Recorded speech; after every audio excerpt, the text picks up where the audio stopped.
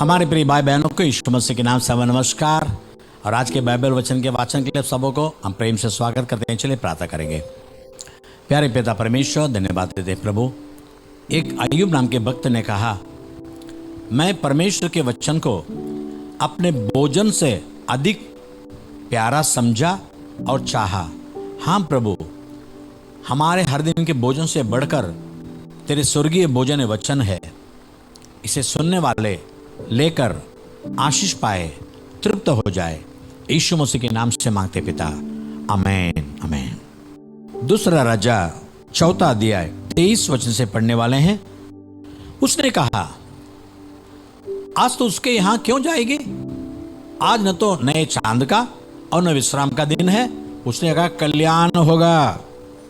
तब उस स्त्री ने गदी पर काठी बांधकर अपने सेवक से कहा, हाँक के चल और मेरे कहे बिना हाँकने में ढिलाई न करना। तो वह चलते चलते कर्मेल पर्वत को परमेश्वर के भक्त के निकट पहुंची और दूर से देखकर परमेश्वर के भक्त ने अपने सेवक गेहजी से कहा, देख उधर तो वह सुनेमिन है। अब उससे मिलने को दौड़ जा और उससे पूछ कि तू कुशल से है, तेरा पति भी कुशल से है और लड़का भी कुशल से है। पूछने पर स्त्री ने उत्तर दिया, हाँ कुशल से है। वह पहाड़ पर परमेश्वर के भक्त के पास पहुंची और उसके पांव पकड़ने लगी। तब गेहजी उसके पास गया कि उसे धक्का देकर हटाए, पर तो परमेश्वर के भक्त ने कहा, उसे छोड़ दे, उसका मन व्याकुल है। पर तो यहोवा ने मुझको नहीं बताया, छिपा ही रखा है। तब वो कहने लगी, क्या मैंने अपने प्रभु से पुत्र का वर मांगा था? क्या मैंने न कहा था मुझे धोखा न दे? तब एलीशा ने गेहजी से कहा, अपने कमर बांध और मेरी छड़ी हाथ में लेकर चला जा। मार्ग में यदि कोई तुझसे मिले तो उसका कुशल न पूछना, और कोई तेरा कुशल पूछे तो उसको उत्तर न देना, और मेरी यह छड़ी उस लड़के के मुंह पर धर देना। तब लड़के की मां ने एलीशा से कहा, यहोवा की और तेरे जीवन की शपथ, मैं तुझे न छोड़ूंगी। तो वह उठकर उसके पीछे पीछे चला। उनसे पहले पहुंचकर गेहजी ने छड़ी को उस लड़के के मुंह पर रखा, पर तो कोई शब्द न सुन पड़ा और न उसे कान लगाया और न उसने कान लगाया। तब एलीशा से मिलने को लौट आया और उसको बता दिया कि लड़का नहीं जागा। तब एलीशा घर में आया, तब क्या देखा कि लड़का मरा हुआ उसकी काट पर पड़ा है। तब उसने अकेला भीतर जाकर किवाड़ बंद किया और यहोवा से प्रार्थना की।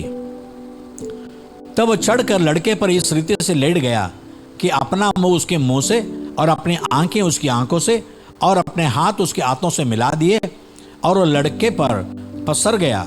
तब लड़के की देह गर्म होने लगी और उसे छोड़कर घर में इधर उधर टहलने लगा और फिर चढ़कर लड़के पर पसर गया।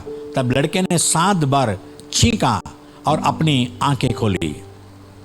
तब एलीशा ने गेहजी को बुलाकर कहा, सुनेमिन को बुला ले। जब उसके बुलाने से वह उसके पास आई, तब उसने कहा, अपने बेटे को उठा ले। वह भीतर आई और उसके पांवों पर गिर भूमि तक झुककर दंडवत किया, फिर अपने बेटे को उठाकर निकल गई। तब एलीशा गिलगाल को लौट गया। उस समय देश में अकाल था और भविष्यद्वक्ताओं के चेले उसके सामने बैठे हुए थे, और उसने अपने सेवक से कहा, हंडा चढ़ाकर भविष्यद्वक्ता के चेलों के लिए कुछ पका। तब कोई मैदान में साग तोड़ने गया और कोई जंगली लता पाकर अपनी अंगवार पर इंद्रायण तोड़ ले आया और फांक फांक करके पकने के लिए हंडे में डाल दिया, और वे उसको न पहचानते थे। तब उन्होंने उन मनुष्यों के खाने के लिए हंडे में से परोसा। खाते समय चिल्लाकर बोल उठे, हे परमेश्वर के भक्त, हंडे में माहुर है और वे उसमें से खा न सके। तब एलीशा ने कहा, अच्छा कुछ मैदा ले आओ। तब उसने उससे हंडे में डालकर कहा, उन लोगों के खाने के लिए परोस दे कि हंडे में कुछ हानि की वस्तु न रही। और कोई मनुष्य बाल शालिशता से पहले उपजे हुए जव की 20 रोटियां और अपनी बोरी में हरी बालें परमेश्वर के भक्त के पास ले आया। तो एलिशा ने कहा, उन लोगों को खाने के लिए दे।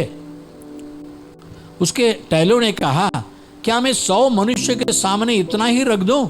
उसने कहा, लोगों को दे दे कि खाएं, क्योंकि यहोवा यूं कहता है, उनके खाने के बाद कुछ बच भी जाएगा। तब उसने उनके आगे धर दिया और यहोवा के वचन के अनुसार उनके खाने के बाद कुछ बच भी गया।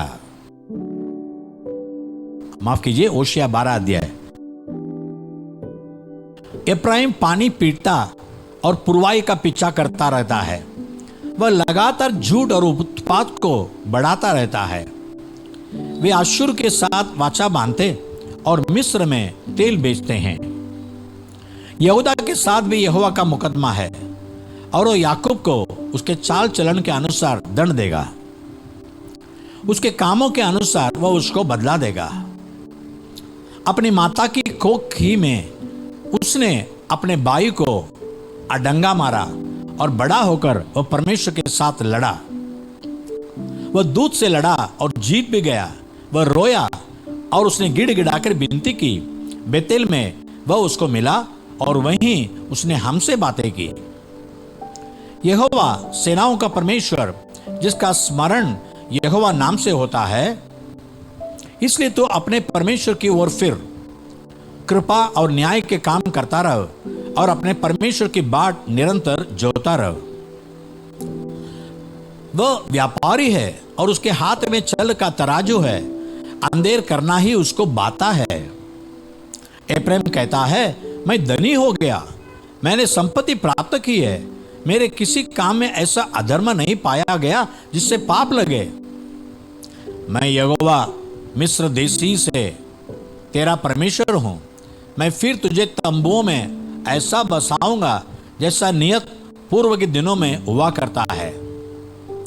मैंने भविष्यद्वक्ताओं के द्वारा बातें की और बार बार दर्शन देता रहा और भविष्यद्वक्ताओं के द्वारा दृष्टांत कहता आया हूं। क्या गिलाद कोकर में नहीं? वे पूरे चली हो गए हैं। गिलहाल में बैल बलि किए जाते हैं, वरन उनकी वेदियां उन डेरों के समान है जो खेत की रेगारियों के पास हो। याकूब आराम के मैदान में भाग गया था। वहां इज़राइल ने एक पत्नी के लिए सेवा की और पत्नी के लिए वह चरवाही करता था।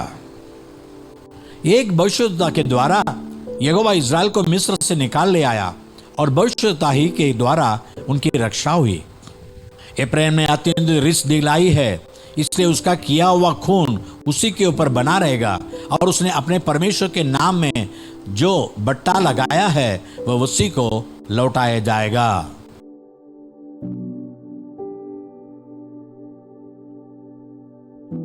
यीशु मसीह ने की और एक चमत्कार के बारे में देखने वाले हैं।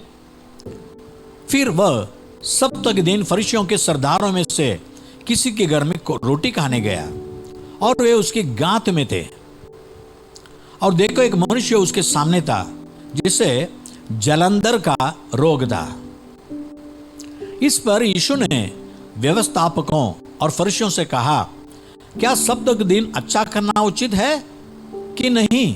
पर वे चुपचाप रहे। तब उसने उसे हाथ लगाकर चंगा किया और जाने दिया और उनसे कहा कि तुम में से ऐसा कौन है जिसका गधा या बैल कुएं में गिर जाए और सप्ताह के दिन उसे तुरंत बाहर न निकाल ले? वे इन बातों का कुछ उत्तर न दे सके। प्रार्थना करेंगे। प्यारे पिता परमेश्वर, तू चिढ़ाने वाले, सताने वाले, बहकाने वाले के ऊपर कभी चिंता न करता, लेकिन जो दुखी हैं, जिन्हें तेरे पास कुछ आवश्यकता है, उन्हीं को देखता है। भले फरीसी सप्ताह के दिन, छुट्टी के दिन मैं चंगाई करना पसंद नहीं करते, लेकिन ऐसे सवाल से उनका मुंह बंद कर दिया। लेकिन जिनको चंगाई चाहिए था उनको चंगाई दिया।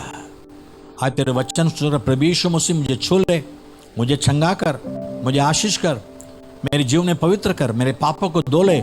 जो लोग तेरे पास मांगते हैं आशा के साथ अपेक्षा करके बैठे हैं उनको छू ले प्रभु, उनके जीवन में आशीष आने दे, आरोग्य आने दे और पाप की क्षमा आने दे।